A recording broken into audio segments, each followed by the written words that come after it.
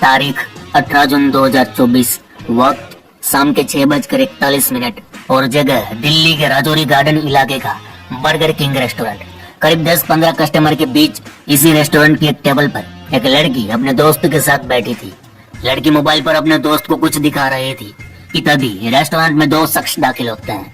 दोनों इसी टेबल के पास पहुंचते हैं और लड़के के ऊपर ताबड़तोड़ गोलियां चलाना शुरू कर देते हैं। रेस्टोरेंट में भगदड़ मच जाती है। ये दोनों भी भागने की कोशिश करते हैं, लेकिन तब तक शूटर इस लड़के को अपना निशाना बना लेता है। लड़का वहीं दम तोड़ देता है।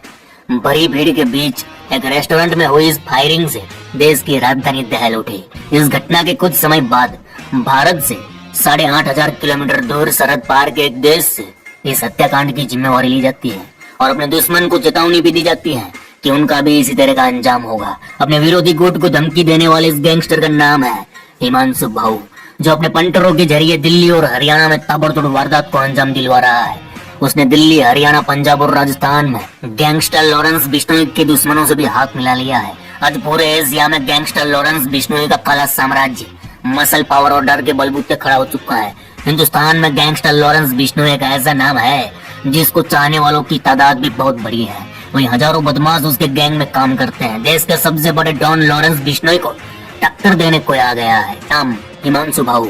डर, दहशत और खौफ पैदा करना इसका मकसद रहा है। गाहे बगाहे उसने ये चैलेंज कर दिया है कि वह अपने दुश्मन लॉरेंस बिश्नोई और गोल्डी बराड़ गैंग से लोहे से लोहा लेगा, और इसलिए भाऊ गैंग ने नीरज भवानिया गैंग, टिल्लू ताजपुरिया गैंग, कौशल चौधरी गैंग और बम्बिया गैंग के साथ गठजोड़ कर लिया है। 21 साल की इस गैंगस्टर की क्राइम की रफ्तार ने कई राज्यों की पुलिस को परेशान करके रख डाला है। एक रिपोर्ट के मुताबिक दूसरे गैंग के कई लोगों को भाऊ गैंग बदला और वर्चस्व की नीयत से मौत के घाट उतार चुका है। बताया तो ये भी जाता है कि 21 साल की इस गैंगस्टर का गैंग लॉरेंस बिश्नोई और गोल्डी बराड़ के लिए एक बड़ा खतरा बनने वाला है। लोगों के लिए भाऊ एक नाम आम भले ही हो सकता है, लेकिन दिल्ली और हरियाणा पुलिस के लिए यह नाम किसी मुसीबत से कम नहीं। इसे जानलेवा मशीन भी कहा जाने लगा है। आइए इस एपिसोड में जानते हैं कि लॉरेंस बिश्नोई गैंग को चुनौती देने वाला 21 साल का वहीं साहिल का नाम हिमांशु भाऊ के जबरन वसूली के धंधे को संभालने का है।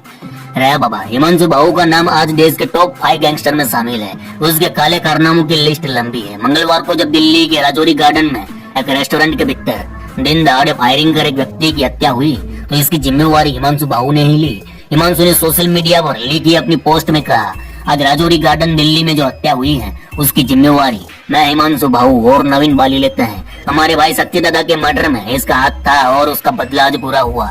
जो भी इसमें बाकी है इसका नंबर आने वाला है। 14 के बदले 40 गाल दिए हैं। गिनती कर लियो, नीरज भवाना गैंग, काला खरमपुर गैंग, नीरज फरीदपुर गैंग, भाऊ गैंग। इस तरह की यह पोस्ट आने के बाद अचानक से एक बार फिर हिमांशु भाऊ का नाम अंडरवर्ल्ड में चर्चा का विषय बन गया है। सूत्रों के मुताबिक भाऊ जितनी तेजी से जराइम की दुनिया में आगे पैर पसार रहा है वह दूसरे गैंगस्टरों के लिए शुभ संकेत नहीं है। सूत्रों के मुताबिक जिस तरह लॉरेंस बिश्नोई गैंग में नए नए नाबालिग लड़कों की तादाद बढ़ती जा रही है, ठीक उसी प्रकार भाऊ गैंग में भी अब नए नए कम उम्र के लड़के दिखाई दे रहे हैं। अरे मामा, हम दिल्ली, हरियाणा, पंजाब और राजस्थान अंडरवर्ल्ड और ऑर्गेनाइज क्राइम पर करीब 2021 से स्टडी कर रहे हैं। 2021 में जब जितेंद्र मान गोगी का रोहिणी कोर्ट में मर्डर हुआ तब से लेकर इस विषय पर हमने काफी रिसर्च किया, काफी कुछ जाना है। तब से लेकर आज तक हमने ये जाना कि उत्तर भारत अंडरवर्ल्ड में हर साल नए नए गिरोह और उनके सरगना उभर कर आते हैं। Delhi police special cell NIA के जबरदस्त एक्शन के बावजूद नए नए लड़के अपराध के दलदल में फंसते जा रहे हैं। बदमाशी मानो एक शौक बन गया हो, एक पैशन बन गया हो। इस तरह आजकल के लड़के हथियार उठा लेते हैं। जब चाहे किसी भी बड़े आदमी को मार देना, फिर उसका ऐलान करना कि हाँ भाई फलाने फलाने व्यक्ति को हमने मारा है। मानो कानून का डर ही नहीं दिख रहा। ऐसा क्यों हो रहा है? सरकार, सामाजिक संस्थाएं कानून को इस विषय पर जल्द से जल्द ठोस कदम उठाने चाहिए, क्योंकि कम उम्र के हाथों में हथियार आ रहे हैं जो देश के लिए एक बड़ा खतरा साबित हो सकता है। सिस्टम को 90 के दशक का मुंबई अंडरवर्ल्ड बन रहा है। उत्तर भारत अंडरवर्ल्ड में कुछ नई रणनीति बनानी चाहिए, कुछ तगड़ा वाला एक्शन लेना चाहिए ताकि ये अराजकता, ये आतंक हमेशा के लिए खत्म हो जाए।